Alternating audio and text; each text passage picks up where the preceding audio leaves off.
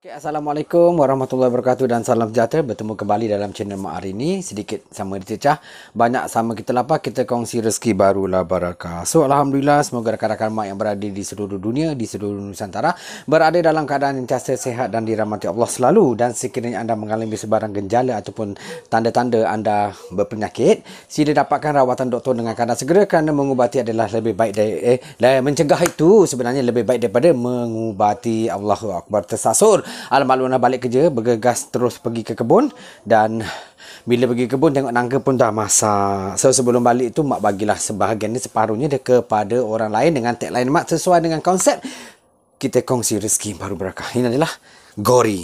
Nangkanya ni separuh mak dah potong, mak bagi ke orang. So mak bawa balik. So mak gunakan kertas surat khabar, bukan kalender lama ni. Sabut tak ada, kita gosok-gosok dia punya getah. So hari mak tunjuk bagaimana proses mak nak potong. InsyaAllah mak akan cuba menggoreng. Kita belah terpulang lah bagaimana kaedah kita nak potong, nak belah macam mana terpulang. Kau nak pusing sana pusing belakang tu terpulang. So kita belah je lah dua ni je nah. Lepas tu kita kepakkan. Kita boleh buat macam-macam dengan nangka ni. Sama ada you all nak goreng tepung, nak makan gitu, ataupun nak buat pengat itu tu terpulang lah. Masing-masing punya kaedah. Kita potong lah. Tapi baik-baik, keselamatan kita utamakan. Jangan sampai terpotong jari. Kalau terpotong jari, kurang harga. Kita belah ke bawah. Tengok, bahaya tu. Kita potong lagi. Dan ni, kita kepakkan.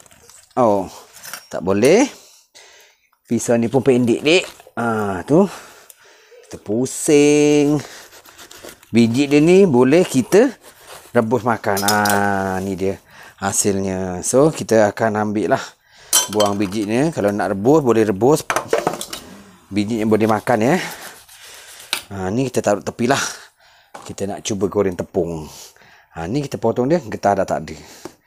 Tak ada getah. Getah tak ada. So, kita potong lagi macam ni. Tu dia. Nampak? Ni dia. Nampaknya tak ada yang busuk lah. Alhamdulillah. So, cara yang terbaiknya, kita buang yang tengah ni. Baik-baik tangan kau baik-baik. Kang dah terpotong jari, dah tak boleh nak buat kerja lain. Ni terpotong dia. Tolak dia. Ni kita buang. So, kita basuh tangan kita dulu. Kita ambil lah bekas mana yang sesuai. Kita cari mangkuk. Bawah ni pun boleh. Apakah mangkuk yang sesuai, kita raba. Jumpa satu mangkuk bawah ni. So, kita basuh. Okay. Semua jatuh. So, mak ambil lah. Kita keluarkan isi dia ni. Yang ni manis. Tak bercerita pasal nangka ni tak semua orang suka makan nangka. Sebab nangka ni bila kita boleh kategorikan dia jenis yang kita kalau makan lebih ni, orang kata perut kita sebu dan boleh menyebabkan angin dalam badan. Tapi walau apapun, ini adalah sebahagian daripada rezeki. So bila rezeki tu kau pandai-pandai, kau makan dalam keadaan beringat dan bacalah doa mana yang bersesuaian dengan konsep doa yang kau nak baca. Doa makan tu memang sememangnya lah. Tetapi selalu orang kata kita makan ni dalam keadaan beringat. Lepas tu, wahai makanan, aku nak makan kau, kau jangan makan aku. Faham tak maksud mak? So kadang-kadang benda yang kita makan ni boleh juga memudaratkan. Sebab elemen orang-orang kita, orang-orang Malaysia ni, orang Melayu khususnya, dia banyak pantang larang, dek. Pantang larang dia macam-macam pantang larang. Nak makan ni bukan boleh sebarang makan. Dia adalah dia punya, macam orang bersalin pantang lepas melahirkan baby. Itu tak boleh, ini tak boleh. So kita renung-renungkan. Kita renung-renungkan apakah yang disampaikan oleh orang tua tu betul atau tidak. Kita renung-renungkan lah. Macam nangka ni juga, engkau tak boleh makan. Perut sebu, perut berangin. Tapi ada orang dia makan tak kisah. Sebanyak mana dia makan pun dia tidak mendatangkan sebarang kemudaratan. So kadang-kadang itu kalau kita kaji antibody dalam badan seseorang itu dia berbeza. Adakah anda sudah dapat booster? Mak insyaAllah pada 11 hari bulan ni lah dos yang ketiga. Lepas terdengar kata hura-hura ada dos keempat ni. Ya Allah, berapa banyak dos aku nak terima dalam badan aku ni. Kalau orang kata kalau tak ambil dos kan salah pula tak? So kita ikut je lah. Minta-minta tak adalah. Fikir think positif. So kita fikir yang baik ya. Hal maklum je lah, kita ni bekerja di jabatan-jabatan kerajaan ni, kita kena akur. Benda baik ikut, benda yang tak baik kadang-kadang pun kita kena fikir banyak kali. Orang kata lah, sesuatu yang indah tu kalau kita nak kekalkan, ya Allah, adik, bukan senang, dik. Kecemerlangan tu tak selamanya mengiringi perjalanan hidup kita. Dalam perjalanan ni, suka duka tu kita kena lalui. So, kita kena berhati-hatilah, berfikir sebelum kita melakukan sesuatu tu, itulah jalan yang terbaik, ya. Itulah gamaknya. So, mak habiskan dululah, Kang. Video ni panjang pula berjela-jela. Dah orang nak tengok Kang, dah tak suka pula, dah meluat pula. Masa panjang sangat video ni. So, mak skip dulu ya. Okey, sekarang ni kita nak cuba goreng kita punya nangka tadi. Selalu orang buat cepedak kan. Kali ni cuba kita buat goreng, minum petang. Sementara ada waktu ni kita masukkan tepung gandum sikit lah. Tepung gandum sikit. Agak-agak dalam anggaran. Okey dah. Mak kata dalam secawan dah. Kita pakai belasah je, dek. Lepas tu mak tarik tepung beras tak ada. Mak nak letakkan sedikit tepung jagung. Tepung jagung dia lemak-lemak ni, tepung jagung ni. Kita buka ikatan tepung kita apa ni? Tepung jagung tadi ni. Biar dia rasa lemak-lemak sikit. Jangan banyak-banyak lah. Okey dah. Okey. Nanti kita taruh sedikit garam. Masukkan sedikit garam.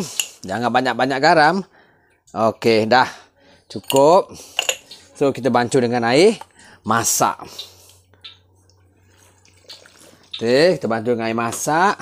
Kita ambil lah satu sudu ni Kita aduk dia merata. Kita kodak dia. Nampak? Sampailah dia cair. Sebab kita nak celup dia. Kita kodak dia.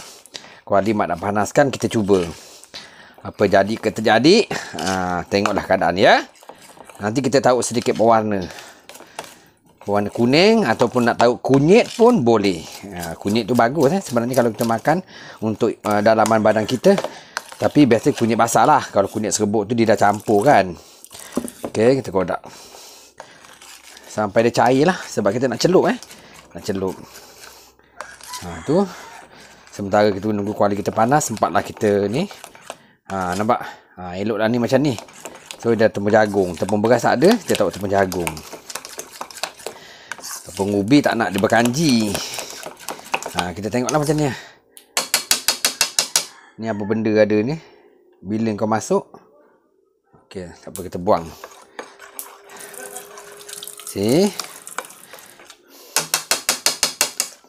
Kita taruhkan sedikit pun warna apa, warna kuning ni. Warna kuning ni kita taruh sikit. Dah cukup, jangan buat banyak. Janji dia kuning sudah. Warna yang kita buat kek tu. Kalau dia tak naik, kita taruh sikit lagi. Okey. Kenapa tak keluar? Okey. Kita buat dia, dik. Kita buatlah. Tu. Nanti kita kena penjepit. Kalau kuali kita dah panas tu, kita celup. Kita basuh tangan kita. Elok-elok basuh tangan. Kita nak masuk. Jom. Kita tengok. Ni taruh dulu. Kita tengok cerita. Ni lah hasilnya. Nampak? Okey. Jom. Kita terbalikkan dia. Sampai dia garing lah. Kita terbalikkan dia. Dan macam pisang goreng kan. Tu nangka goreng. Gori goreng. Ini namanya gori digoreng, enak mengan. Kalau ngele ni, resik. Isola juga ngomong Jawa, wis suwi manggon nang ritem. Bapakku kan Jawa. Jawa tos ngomongnya. So kita terbalik-tebalikkan lah. Sampai dia menjadi lah. Tu kita biarkan seketika.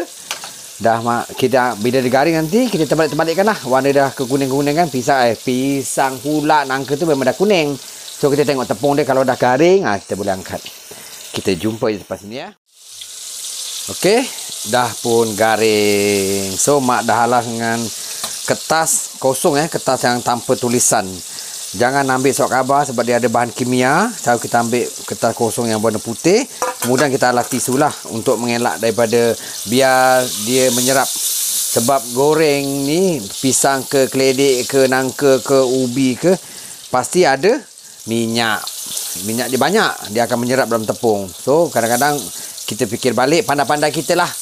Memang kalau kita makan minyak arari pun tak elok juga sebenarnya. So kepandaian tu bergantung kepada seseorang nak berfikir ya. Bagaimana nak mengelakkan minyak, bagaimana nak kurangkan minyak, itu you all sendiri pandai. Sebab kita kan orang kata kau sekolah tak.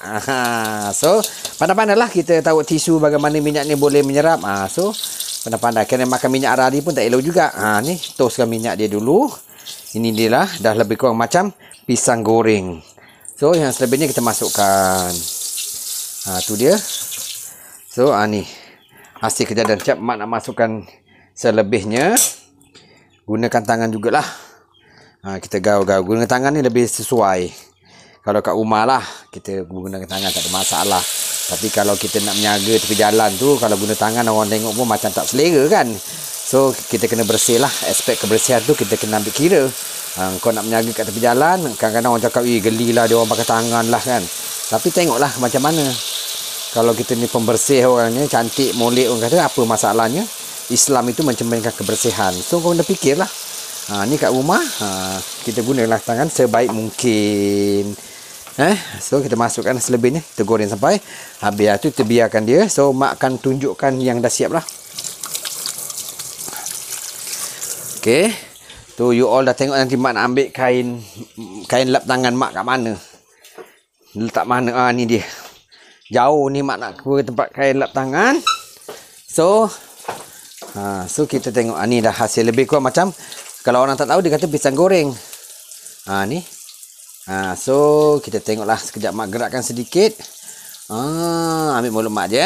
Mak tadi pergi kebun pakai topi. Ni dia. Ni hasil kejadiannya. Alhamdulillah, sebab ada tepung jagung. So sebagai contoh kita makan satu. Tengok kerang umpan dia. Dengar.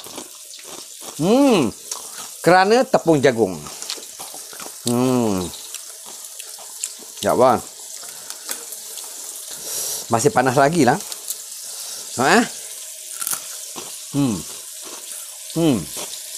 Ya am. Dah. Ni. Panas.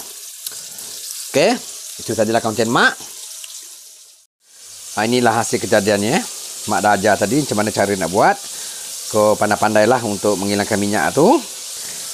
Alalah tisu ke apa ke lah sebagainya. Kepandaian tu bergantung kepada seseorang ya. Fikirlah yang sebaik mungkin. So inilah cempedak goreng. Dah macam pisang goreng. Jangan terperangkap. So jangan lupa tau like dan subscribe sebanyak yang boleh. Walaupun simple je benda-benda ala ni. Mungkin ada pihak yang ketawa, apalah menu dia. Tetapi dia memberikan impak yang besar kepada negara kita Malaysia. Sebab benda ni kalau kita boleh viralkan, kita boleh, orang kata, Malaysia kaya dengan makanan sebenarnya. Negara-negara ASEAN ni, seluruh dunia, mesti ada makanan-makanan yang boleh kita ketengahkan. Kan? So makan cempedak ni kadang orang pelik. Cempedak kau goreng, nangka kau goreng, apa salahnya kita buat dia. Gitu kan maknanya. Okeylah, semoga kita berjumpa lagi insya-Allah dengan paparan yang lebih menarik. Kita jumpa lagi insya-Allah. Jangan lupa like dan subscribe kerana benda ni semua adalah percuma. Okey, salam hormat, salam manis dari mak. Jumpa lagi. Bye. Assalamualaikum warahmatullahi wabarakatuh. Bye.